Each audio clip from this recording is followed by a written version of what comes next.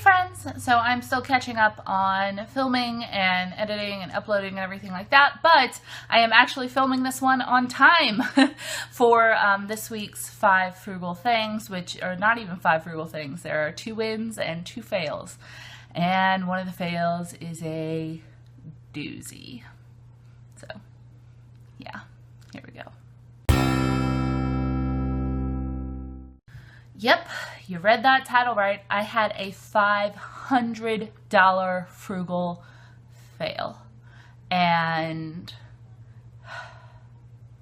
I barely even want to talk about it. I seriously considered just like trying to sneak it past you guys, not because I'm ashamed of it, but because I'm just a little embarrassed, but I need to see it in my monthly debt report, because there's no way I can hide $500 in a monthly debt report. There's just like, I have to deal with it. So talking to you guys about it, I don't hide stuff from you guys, but I'm just saying I was tempted.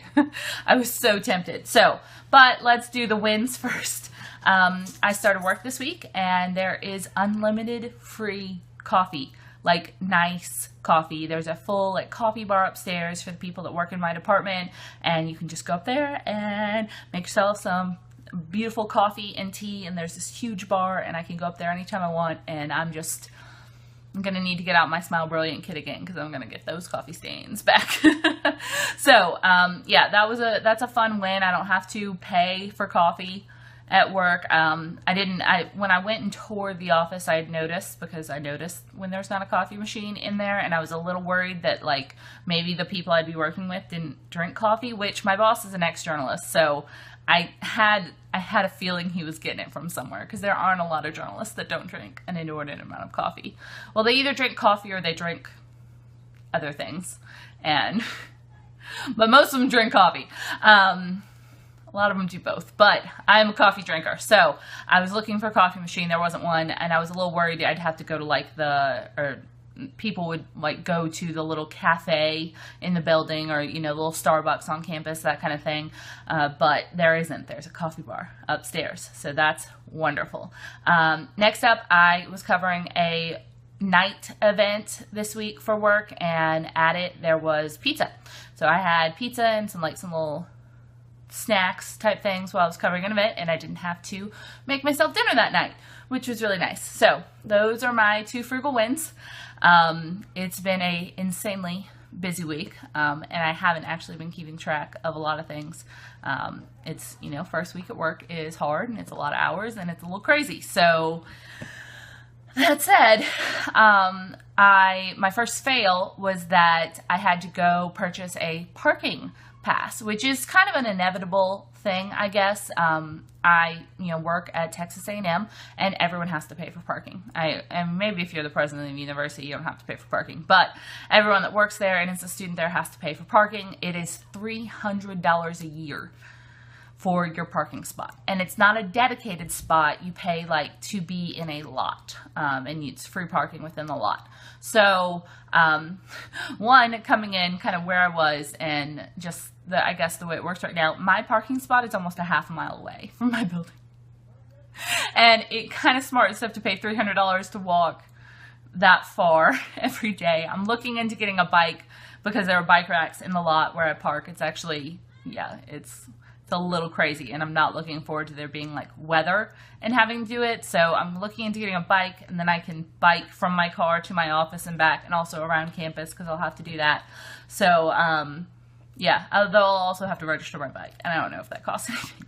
But because I'm starting in kind of towards the end of a semester. The semester actually ends next week. They did prorate my parking pass, which is nice, because it goes from August to August. So I only had to pay $95 instead of the $300, and it'll renew for $300 in August. So, and they are taking that out of my paycheck. I didn't just have to hand over the money.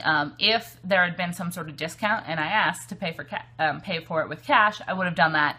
But it's the same whether they take it out of your paycheck or they just charge you. So I'm just going to let them take it out of my paycheck. So yeah, but I did have to pay that fee, which isn't my favorite, but is not nearly as bad as my major fail, which was I had to pay $500 because I hurt my back. On Wednesday of this week, my back started kind of hurting. I didn't know if it was because of the new desk chair that I have or because of all the stairs I was taking or all the walking I'm doing. Like I said, I have to walk a lot on campus. The free coffee, by the way, is located upstairs, up 2 large flights of stairs. And so every time I want to go upstairs to get anything from the business office, I scale those. I could take an elevator, but it's kind of further away. And I was thinking like, yes, exercise. Let's embrace the exercise. I also have to walk a lot at this apartment complex because Rory needs to be walked, obviously, and she's stuck inside this little apartment all day. So I walk her in the morning, I walk her at night when I come home, I walk her again before bed, and it's just, she needs to be walked. I don't have anywhere where I can take her to just run yet. Like, you know, I used to be able to take her up to the Washoe Mountains and she could kind of run circles around me and everything like that.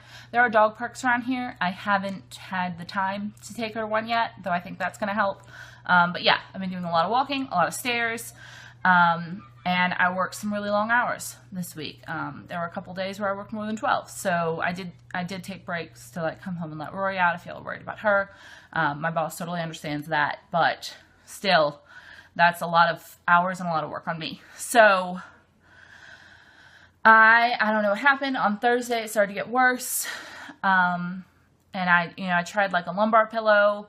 Not really a lumbar pillow, but a pillow, and I put it on my back, and I was trying to like stretch a little and do stuff, and then when I woke up Friday, it was just completely intolerable. Like, I got to work, I limped all the way to the office from my parking spot. I was so stiff, I could like barely move, and by 10 a.m., I get there at 8, I was like, I had to call my boss and be like, hey, listen, can I leave for a couple hours and maybe work the night shift with you? Because he works a later shift. I need to go get this taken care of because I can't concentrate at all. I'm in so much pain.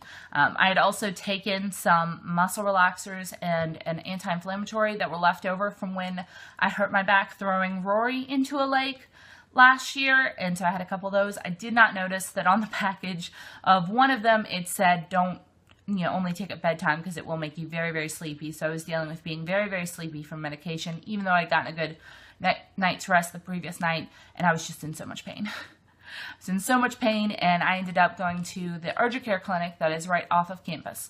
Now, I still have insurance through the end of the month through my old work. I had paid for it. It's taken out of my paycheck. It was like $250 every other week, and it's about $500 a month for insurance, and I was covered until the end of the month. My new insurance won't kick in for a couple months after that, so I decided, you know what, I have insurance, I'll still go, I'll pay whatever it takes. I don't even know where the hospital is, and I haven't set up a new primary care physician here yet, so, because I was hoping I wouldn't need it for a while. So urgent care was pretty much the only option, especially in how much pain I was. So I went to the urgent care clinic. They were very nice. I was in there for 35 minutes max, I think. They saw me. They gave me an anti-inflammatory shot, which immediately started making me feel a little better. And they gave me 3 prescriptions for a pain med, a muscle relaxer, and an anti-inflammatory. And when I was leaving, they were like, oh yeah, your copay is $450.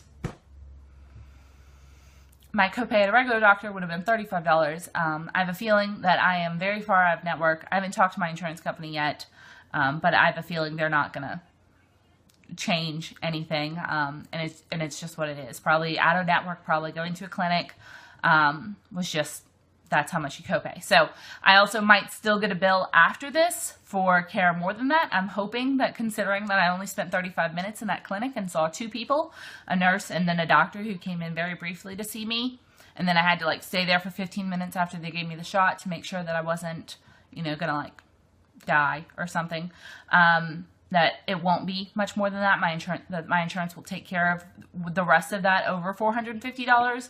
And then it was another almost $50 to fill the 3 prescriptions. So that was $500 out of my pocket on Friday. For a minute, I thought that it was going to be like more than I made that week at work. It wasn't, but it was close. So I took medication. I came back home. I slept for about an hour. I woke up feeling a lot better. My back still hurts. It's Sunday. After the Friday that I did that, and my back still hurts a lot. I'm still taking those medications. I'm trying to stretch. I'm doing heat and cool. the thing that I'm freaking out about a little is that I don't know what I did to hurt it. You know, when I tossed Rory into the lake, that was like one movement where I was like, okay, that was a bad idea. Don't do that again. The general theory is that because my lifestyle has changed so much over the past week and a half, you know, I was moving, carried a lot of boxes, a lot of physical labor, and then a complete change in routine with my new work, with my sleeping schedule, all sorts of stuff it was just too much. And my body was like, nope, you need to slow down. So, and there's a small chance it could have been from when I like just boom, because when I fell and hurt my hands, it was boom, like that. Small like reverberations throughout the apartment complex. And so there was no singular moment where I did something that I don't know. It could be the chair I'm sitting in. It could be all the stairs. It could be the walking. I wish I knew. So I can prevent it from happening again. But I've been trying to rest this weekend. I've been sleeping with like my knees elevated. I've been taking the medication, and it is getting better. It's getting more range of motion now. And I'm hoping that by maybe tomorrow, Tuesday, Wednesday, I'll be a little better. I did have to go back to work on Friday. So it was like, I couldn't have finished the day unless I had gone to the urgent care clinic. So that was my big saga of getting hurt again. I wish I knew what I did to hurt myself. Rory's been a great cuddling buddy with me. So she's actually at my feet right now. And I'm hoping it won't happen again. So I'm doing everything I can to keep myself healthy. I don't know what I did. But yeah, that was a very big, costly thing. And looking back, I don't know how I could have done much differently to mitigate the costs at all. Like I said, I don't know where the hospital is. I probably could have looked that up. Though an emergency care copay probably would have been about the same as an urgent care. There was no... The level of pain was where I couldn't have called and gotten a doctor's appointment and waited for that. It needed to be taken care of. So, and I have a very high pain tolerance, by the way. When I tore my MCL, ACL, PCL in my left knee in college, I actually waited until the next day to go to the doctor where they told me I did that. And that's that injury where you see football players do on the field. They have to get carried off. I walked back to my dorm and like slept. Very high pain tolerance. This was bad. So anyway, enough justifying. It's just part of life. And that's why you have an emergency fund.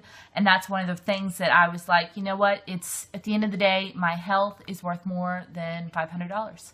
And I did what I needed to do at the time. I have the money in the bank. If I have to take $500 out of my emergency fund, that's fine. I'll pay it. I'll move on with my life, and I won't still be in pain from it. So that is sometimes a decision you have to make. Sometimes medical emergencies happen. That's why you have that fund there. So I'm very happy that I'm on the mend as well, by the way. So thank you all for your prayers, by the way, if you're now praying for me because of this, and I would appreciate those if you're the praying type. If not, then just send me good vibes if you don't mind. So also, please tell me your frugal wins and fails of the week. Did you have a $500 fail like I did? I hope not. I hope nobody had a $500 fail. And if you made any like wonderful milestones, please tell me so I can send you congratulations as well. So I'll see you guys next week or whenever I post the next video.